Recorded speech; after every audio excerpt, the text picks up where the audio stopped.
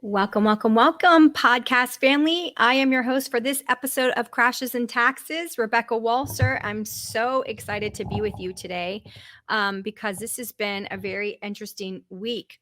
As we know, we have Russia with their peacekeeping troops going into these two supposedly separatist independent areas of the Ukraine. And so we got a lot of interesting stuff going on. We've got the United States sanctioning two of their most prominent banks. And of course, Russia and Germany are extremely tied together because of energy. So, welcome to Crashes and Taxes. I am your host for this podcast, Rebecca Walser. Make sure that you are subscribed so you can get notifications of when new shows come on. And also tell your friends and leave us a 5-star review. If you tune into my show religiously, please leave us a review. Let your friends and family know to listen in because we get so many people that call the practice and are so thankful for the podcast and for the information. And it has helped a lot of people. I want to talk now today about what is going on with Russia, with Germany, with Ukraine, and the United States and this administration.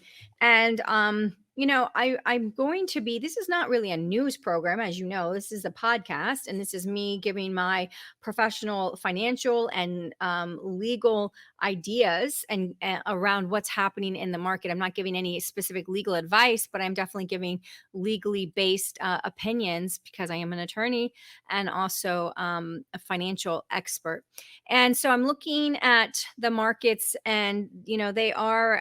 This is the week that Russia has now moved in their peacekeeping troops into these two separatist Ukrainian regions, and the market is not going to like that. I was on Maria Bartiromo the day on February 22nd that Russia actually moved in the troops, the peacekeeping troops, and the markets were definitely a sea of red, as I expected them to be. They did start to turn a little bit up to the positive, but then again knocked back down after Biden's press conference in the afternoon, like 2:00 in the afternoon Eastern time. He had a press conference basically saying they would sanction two large financial institutions, their military bank, their web bank. And that's really the thing I mentioned to you all on the last podcast about China and the digital yuan currency.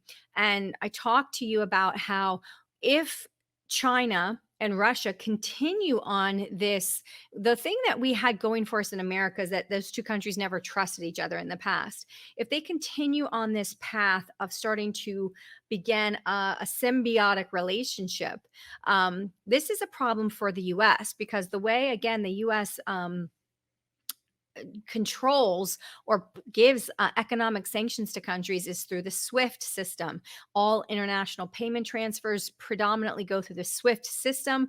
And if we get digital yuan or the digital currency out of China, and that's of course a lot more scalable than their domestic printed currency, which was always the problem with China, is they didn't have the scale that was necessary to really use them as a reserve currency.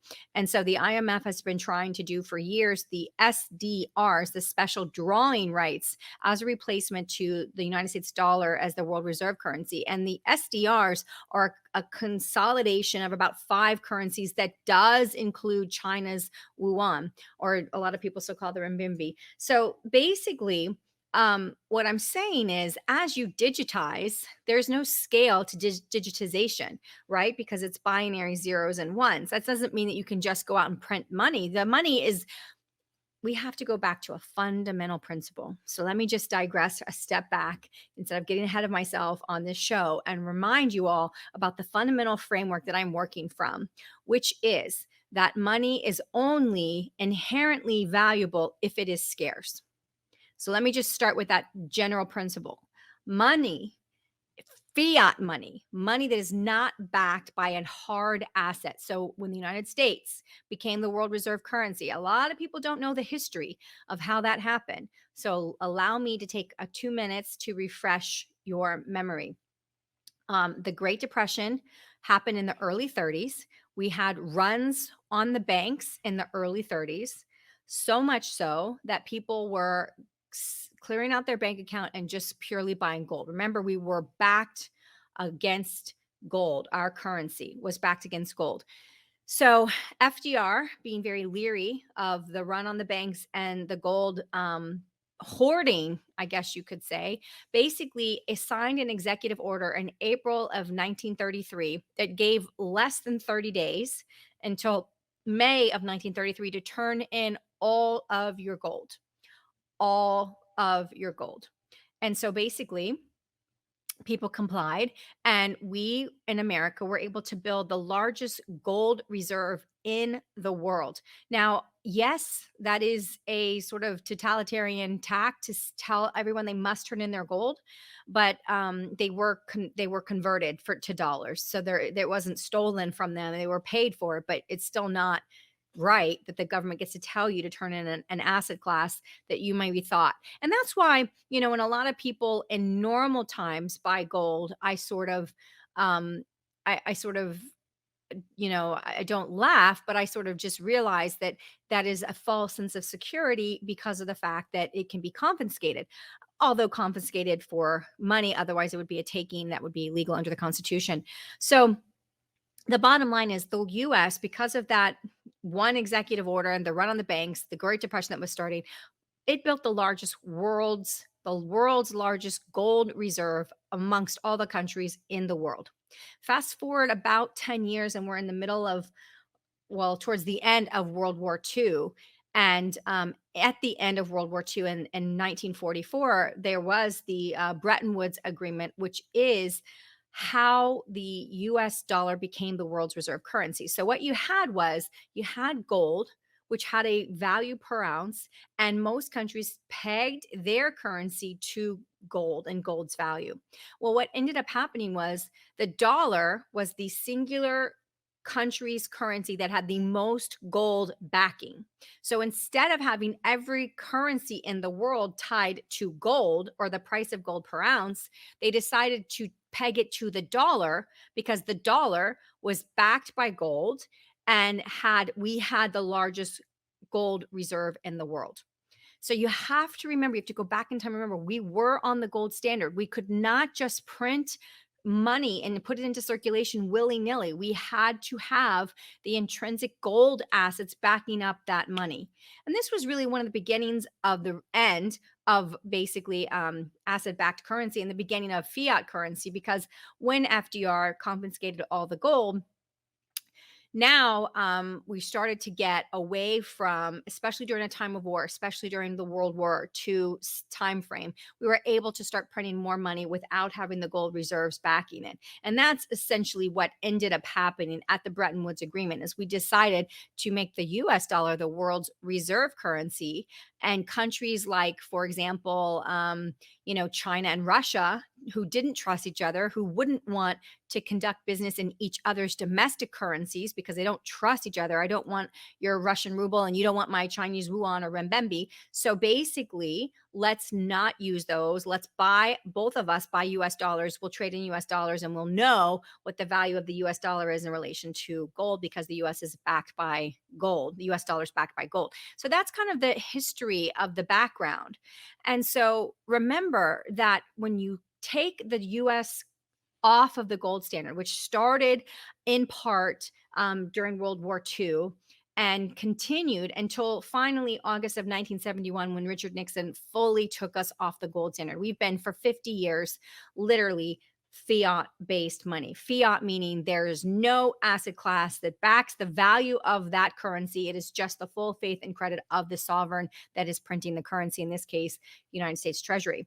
So when you have fiat currency, right, there isn't something that's inherently behind it that's got intrinsic value like gold, then the value of the currency is derived by its scarcity.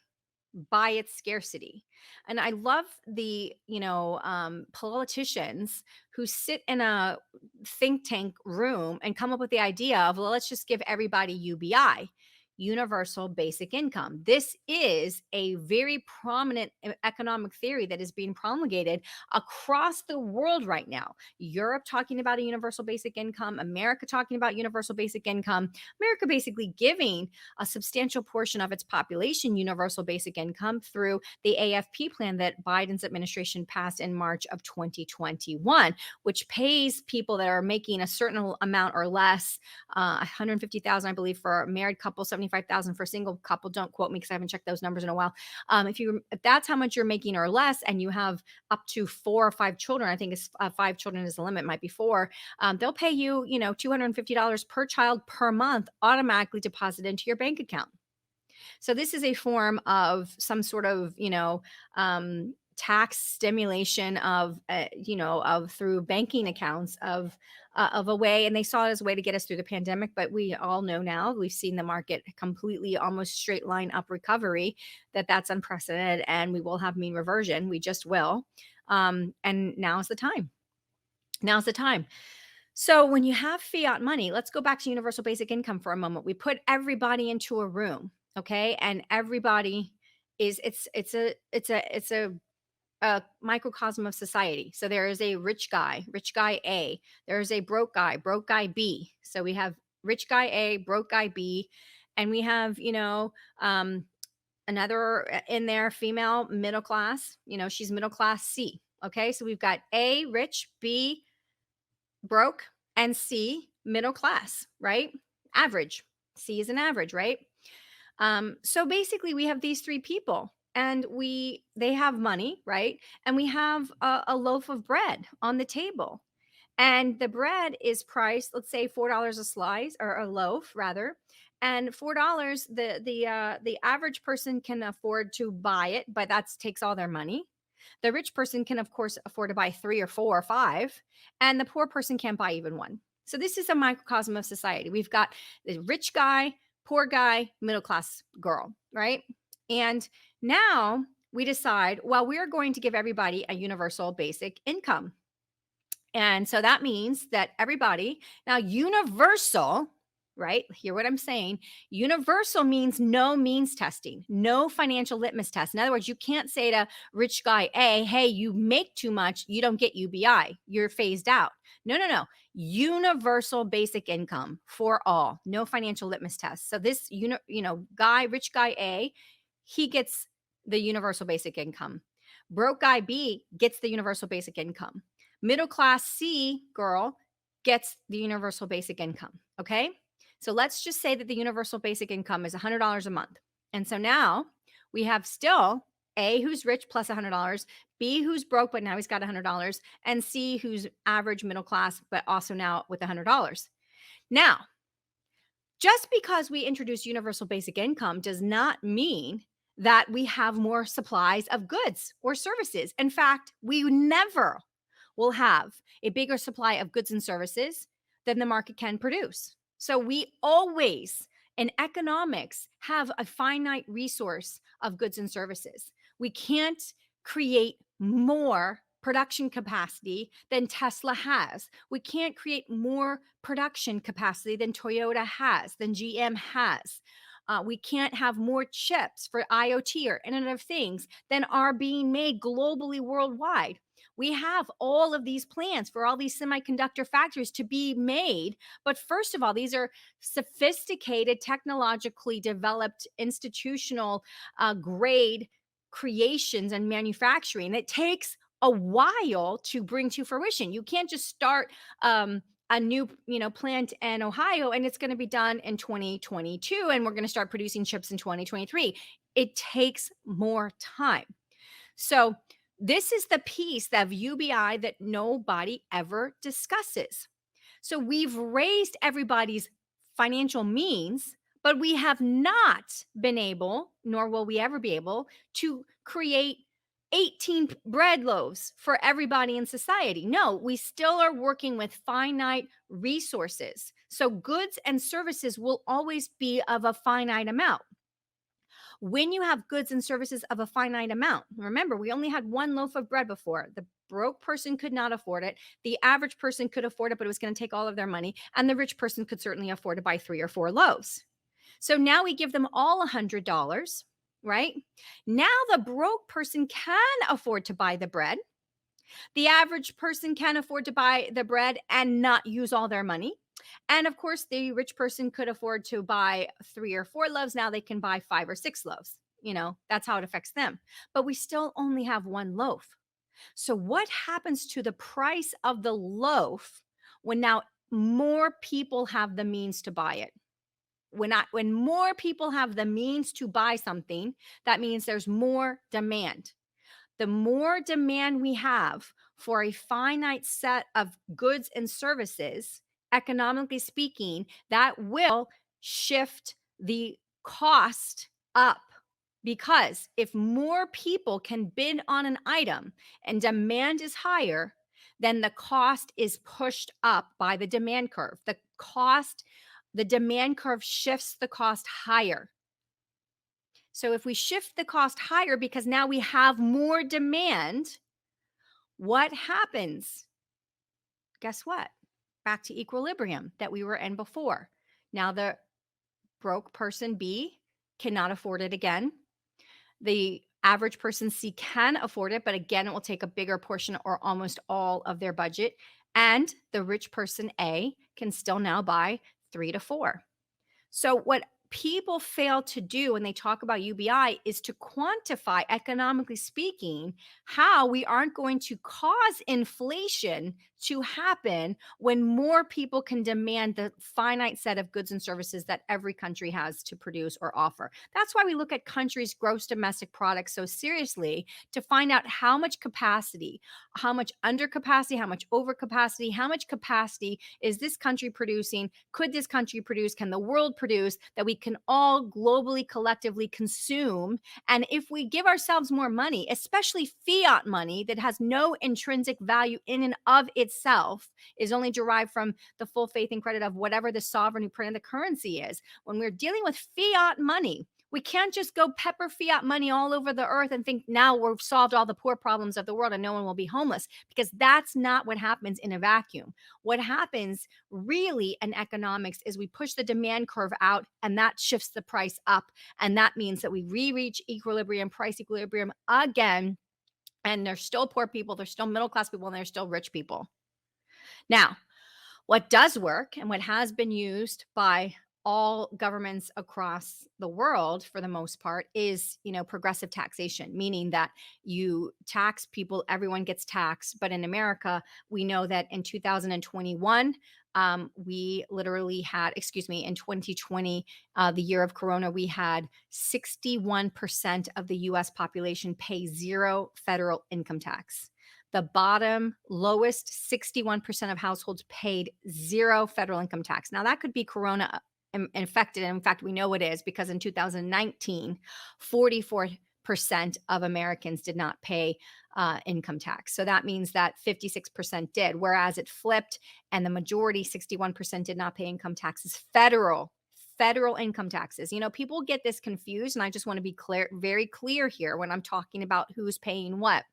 Just because you have a job and you make money and you take money home does not mean you're paying federal income taxes, even though you're paying payroll taxes. Payroll taxes, which support Social Security and Medicare, are FICA taxes, and those taxes are what we call payroll taxes. They are not a federal income tax. They are your future share of your future retirement and Social Security, God willing it's still around, and they're your share of paying into the Medicare system that one day hopefully will be around for you to get benefits from. So your federal income taxes are not inclusive of payroll taxes. I could work a job, be at the smallest possible potential tax bracket, still pay full payroll taxes, because that's universally applicable to everybody. It's not progressive. It's a flat rate no matter what. And I could basically get out of paying any federal income taxes, because by the time I take my standard deduction and maybe get some child tax credits, I don't have any payment owed. In fact, I'm given money back because of the child tax credit that's refundable. So the bottom line is, We have in 2020 only 61% of people not paying in, which means literally the onus falls on the 39% of people that did. Now, that was an outlier year. That was the coronavirus year. But still, we have typically about nearly half of our Americans don't pay any federal income taxes. Payroll taxes are not a part of that. And so the point that we're trying to make is well, you can't just decide, well, let's just give a universal basic income to everybody because you'll just be back in the exact same equilibrium position that you were before, as I just walked you through the bread example. The absolute thing that does work is tax redistribution or wealth redistribution through taxation and through progressive taxation. And as you can see, as I just laid out, half of our country, about or just under half, usually doesn't pay any federal income taxes. And so we already do have a very progressive sort of form of UBI in the sense that half the country doesn't pay those taxes as it is. But the point I'm trying to make today with you guys is that economics is very theoretical, but it is not something that can be ignored. We can't go out and print $8 trillion, 25 trillion globally, 8 trillion in the United States alone through the coronavirus pandemic to keep the economy from completely tanking. We can't do that without economic repercussions. The law of economics is really math, math, math, math. We cannot escape basic math when we're trying to figure out the best way forward for the world, our country, and everything. And what you're seeing is the repercussions of the fact that we have overstimulated in these last 22 months to get through the coronavirus pandemic. And now we're having to pull back the reins. And we're pulling back the reins in two really distinctive and detrimental ways to you and I as consumers of the market. And that is that we were stimulating 120 billion per month. We were buying 80 billion of treasuries and 40 billion of mortgage-backed securities, or what we call MBSs, on a monthly basis. We were buying, the Federal Reserve was buying that. So they were taking our funds and basically buying more paper with it. So we were pushing dollars into the market to stimulate the market. And we did that to $120 billion per month. Now we're switching gears and we're about to, in March, have interest rate hikes starting. And that is happening, but we don't want to be buying paper, which is what we've been doing. We don't want to be buying mortgage-backed securities and treasuries if interest rates are higher, because then we're going to cost ourselves more money because we're buying our own money. I know it's extremely difficult. I'll have to go through a podcast just on quantitative easing, but it's not something I can talk about right now. But the point is, we are using our money to buy our own money. So we don't want to be buying money, paper, at high interest rates because it's going to cost us, the taxpayer, in paying those interest payments. So the Federal Reserve has to completely tamper down and stop pushing money into the economy at a 120 billion clip per month. And now we have to do what we call run off the balance sheet. And the Federal Reserve is thinking that basically that runoff is going to be about 90 billion a month. So that's a $210 billion monthly swing in just the cash flow or the money supply that is going into the market on the monthly basis. On top of that, we've already talked about before, we're looking at least 3 to potentially 7. We have the outliers, economists projecting 7 rate hikes that will potentially occur in this next 10 months of 2022. And we know that that is also going to be a market killer. So what we're facing here is the barrel of a terrible gun that says not only are we going to no longer stimulate, but we're going to suck money supply out to the tune of 90 billion a month because we're running off the balance sheet. So we're selling it, which means the Federal Reserve is capturing the dollars back. They're selling, so they're pulling dollars back out of the economy into the cash for them. And then we're raising interest rates. And so these are two things that are the exact opposite of low interest rate and stimulus spending. And so the market has been going up on all of these things. And unfortunately, if you look at the slope of the line of the recovery from March of 2000 through present day, you will see almost a straight up line. It's the straightest slope. It's the straightest line I've ever seen in the history of our market, which lets you know that it's inflationary. And that's not to say there's not stocks that are certainly valued at what they should be valued at, but for the most part, in general, the market is overbought and it will have a mean reversion. It will come back down to where it would have naturally otherwise been That's the nature of economics, folks. You can't fake things forever. And unfortunately, I think we're at the tail end now, a very aged cycle that has really been going since 2008, which has just been really great stimulus dollars with really low interest rates, and everything has thrived.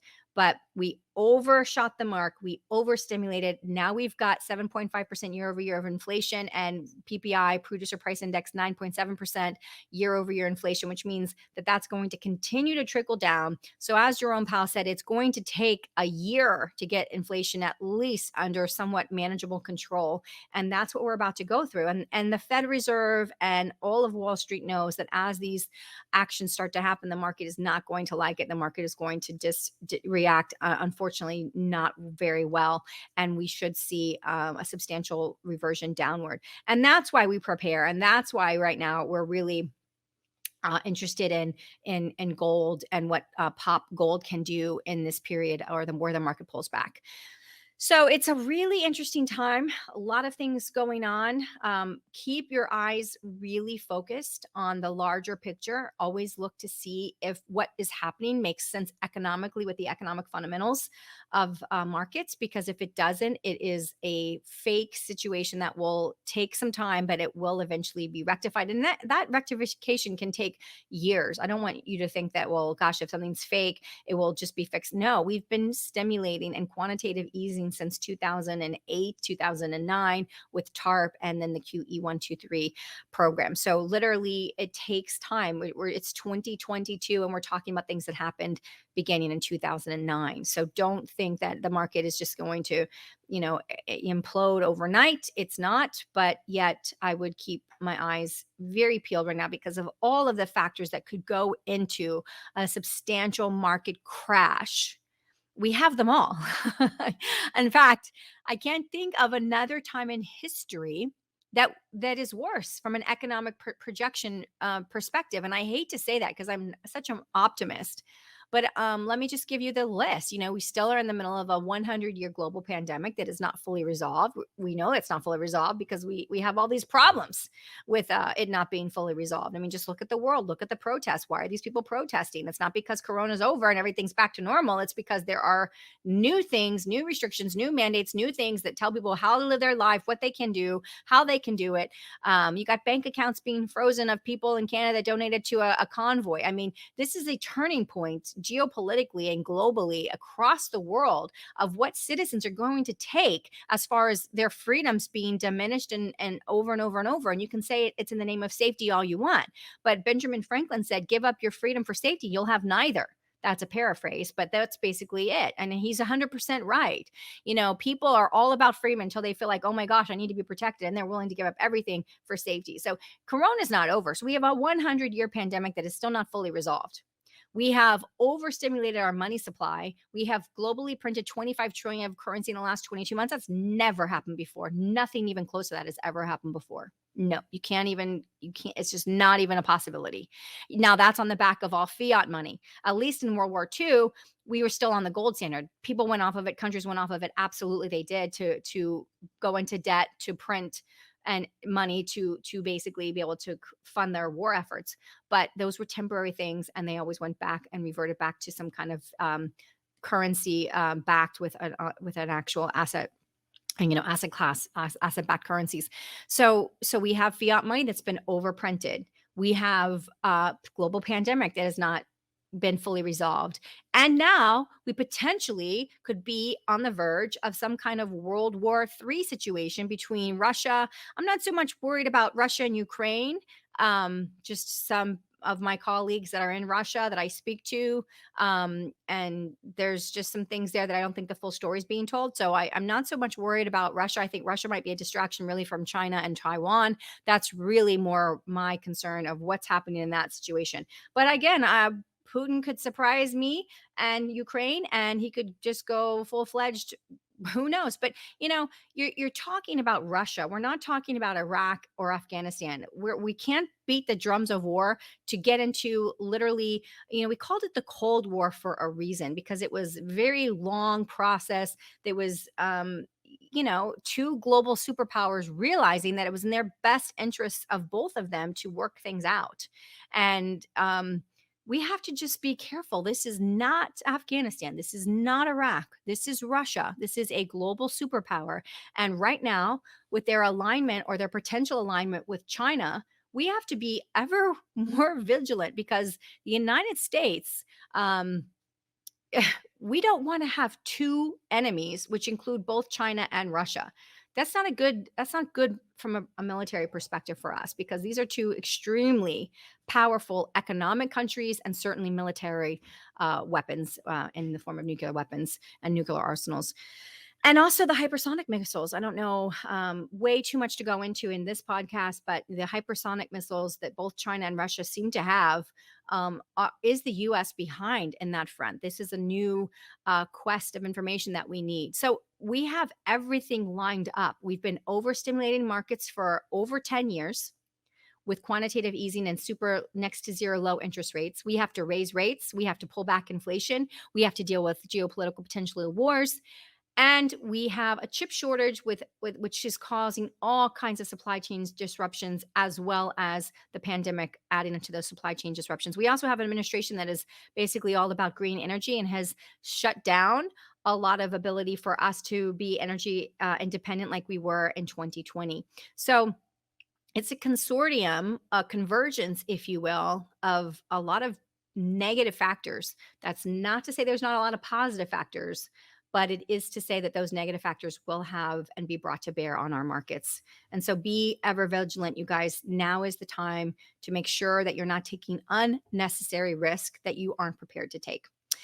Until next week, you guys have a great week, and I enjoy you guys. Remember to subscribe, tell your friends, and give us 5 stars if you enjoy listening to this podcast. Until next time, you guys, take care.